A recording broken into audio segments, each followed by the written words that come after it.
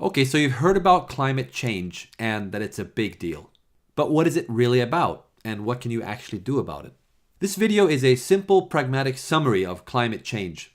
We'll cut through the noise and confusion and focus on the basic facts so you can figure out how to help, okay?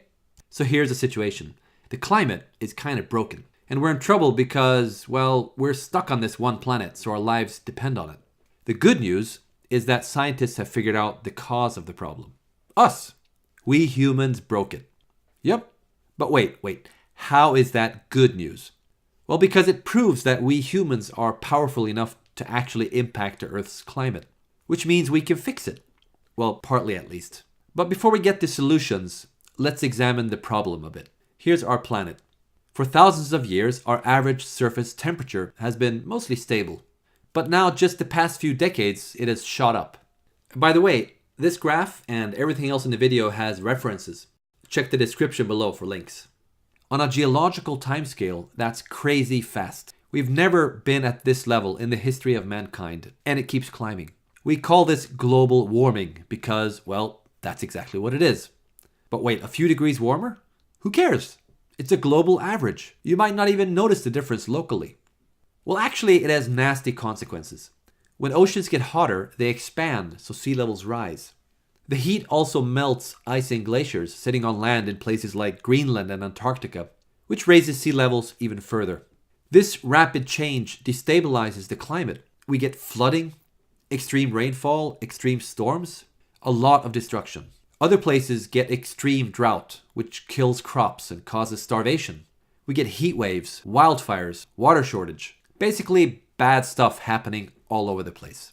Sure, we've always had storms and droughts and stuff from time to time, but global warming makes them more frequent and more extreme. All this climate-related destruction forces more and more millions of people to flee their homes permanently. And where do they go? Even the places that are lucky enough not to be hit by extreme weather, they need to deal with the growing stream of climate refugees showing up at their doorstep. More people fleeing, fewer places to go, that's a recipe for instability and war, which in turn generates even more refugees, compounding the problem. It's like we're passengers on a leaking boat. No matter where the hole is, it's still everyone's problem. As this drama unfolds, how do we react? Some react with denial, some with panic, or shame, or blame. But none of that helps solve the problem, so let's skip that. What does help is doing something. At the very least, it feels better than just worrying. And congrats, you're already doing something. Educating yourself by watching this video. Now, the first step towards solving any problem is to understand its cause. So let's talk about that. Here's our atmosphere, otherwise known as the sky. You've probably heard of the greenhouse effect. Sunlight continuously hits our planet and reflects back out. But greenhouse gases, like carbon dioxide and methane, capture some of that energy and keep it in, like a blanket. That's a good thing, actually, because otherwise the entire Earth would be a frozen ball of ice and you would be a popsicle. These gases have been pretty consistent for thousands of years, giving us a stable climate and enabling convenient things like, well, human civilization. But during the past 50 years or so, carbon dioxide concentration has suddenly increased by 40%. In 800,000 years, it's never been above this line, and now suddenly it jumps to here and keeps rising. Rising CO2 levels. Rising temperature. Coincidence? No. Turns out this is the main cause of global warming. So why is carbon dioxide increasing? All living things are made of carbon. Carbon is neither created nor destroyed, it just cycles around our biosphere as plants and animals live, breathe, and die. So what's with all the extra carbon? Where the heck is that coming from? It all started a century and a half ago when we discovered a really neat party trick.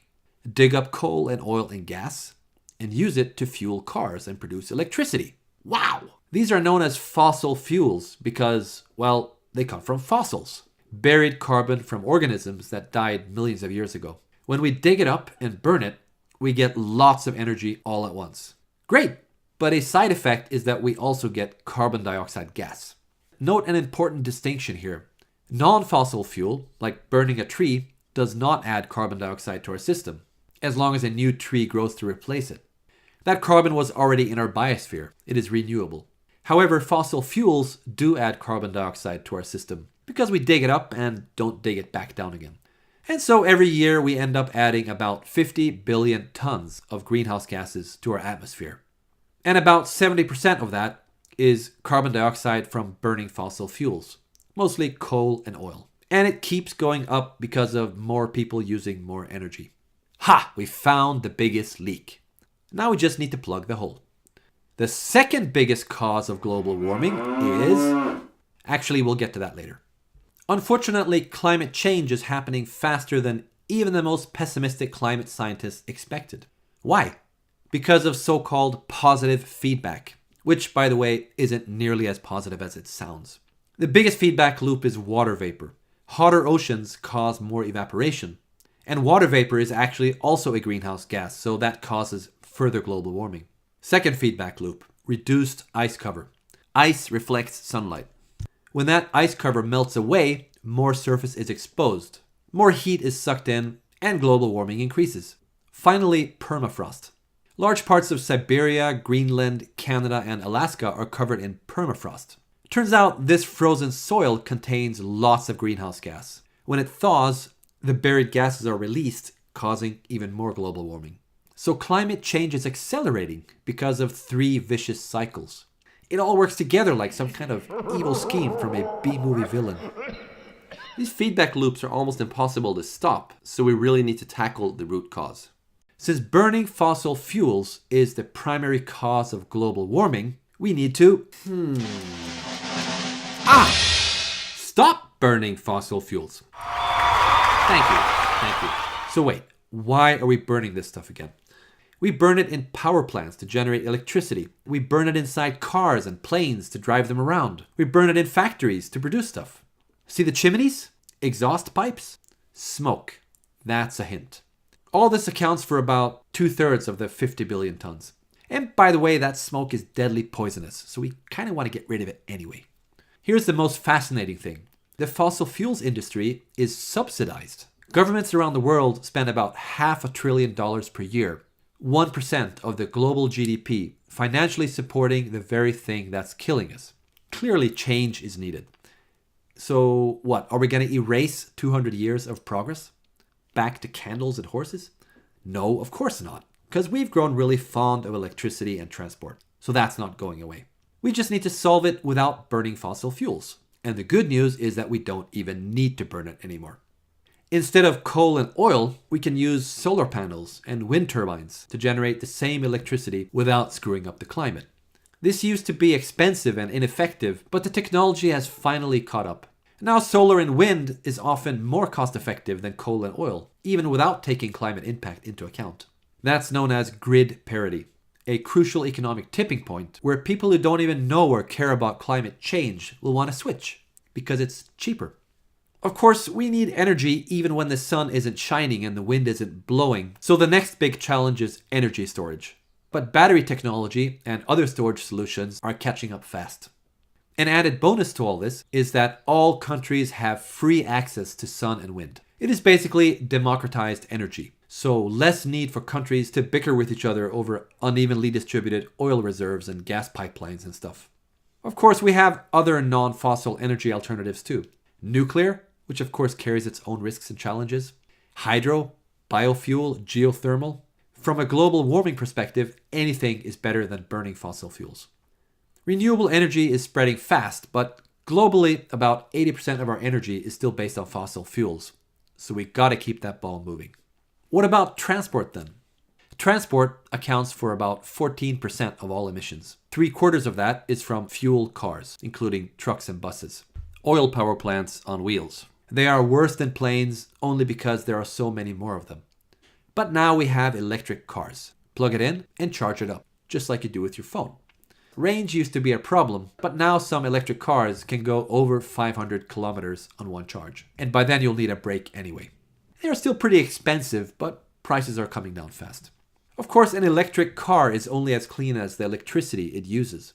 But the difference is that a fuel car will stay dirty forever, while an electric car gets cleaner automatically as the power grid gets cleaner. There's more good stuff going on. More energy efficient appliances, smart energy distribution systems. These things help the climate and lower your electricity bill. Regulation is also catching up, mainly through carbon pricing schemes. For example, tax shifting, where governments charge a carbon emission tax and use that revenue to reduce something else, like income tax or VAT. So these imported bananas are more expensive, but hey, these local apples are cheaper. It's a shift, not a tax increase. When companies end up paying the real cost of their carbon footprint, they find innovative ways to reduce it. Some engineers are even experimenting with carbon capture, which means sucking carbon dioxide from the air and putting it back into the ground, kind of like trees on steroids. Someday, the whole oil and coal thing will be history, a horror story that we tell our grandchildren.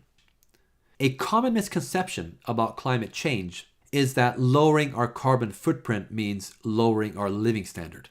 That's actually not true. For example, this is Krakow in Poland.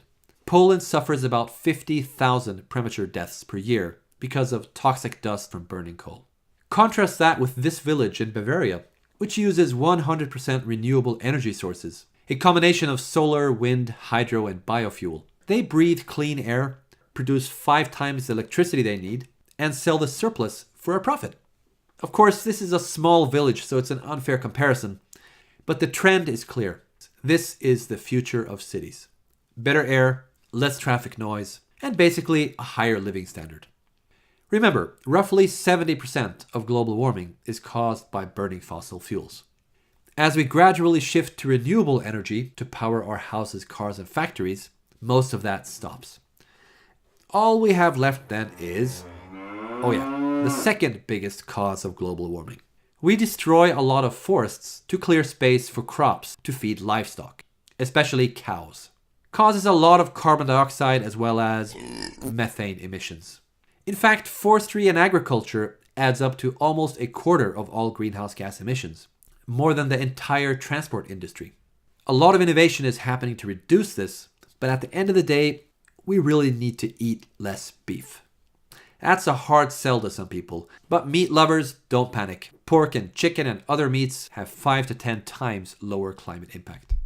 Now you may be thinking, okay, so we have a problem, and it's bad, but it's being solved. So why should I do anything?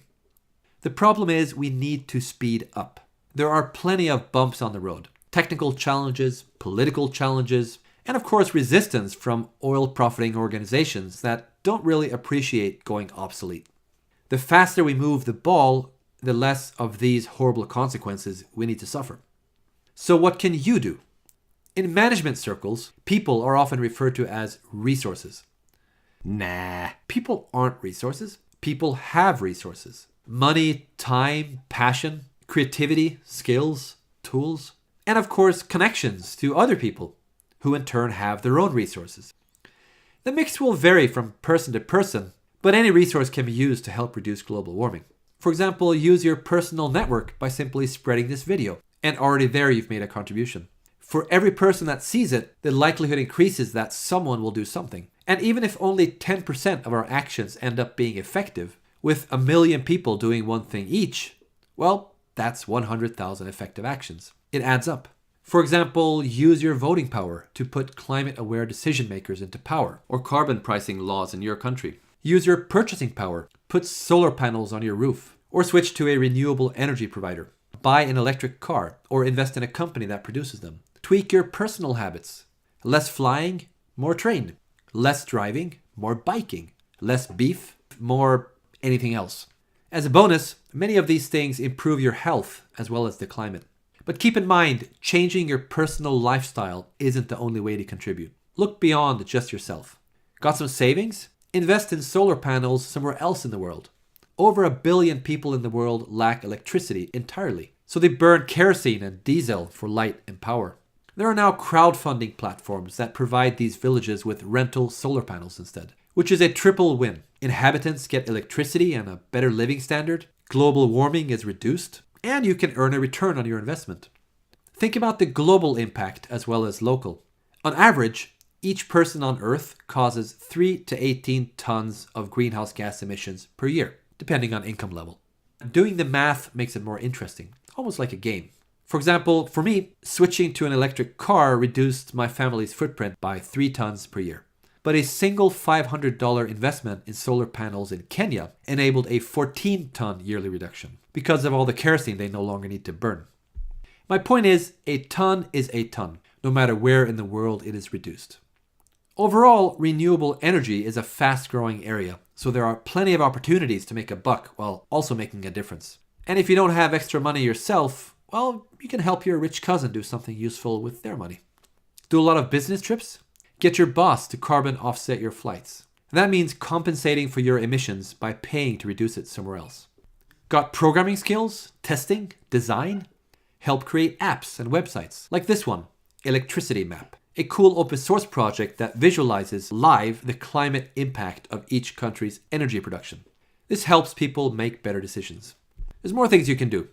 Like digging data? Do research to provide the raw data for tools like this. Got a big network? Form a community or join ours. Got writing skills? Inspire people with success stories. Engineer? Build all this cool technology. Lawyer? Politician? Improve legislation. Reduce fossil fuel subsidies. See the pattern? There are lots of ways you can help reduce global warming. You may even totally disagree with some of these actions, and that's fine. Think of these as levers you can pull. You decide what you're willing to do and what you think will make an impact. This atmosphere is the only one we've got. It's shared by all countries. So no matter where you are or what you do, every ton counts.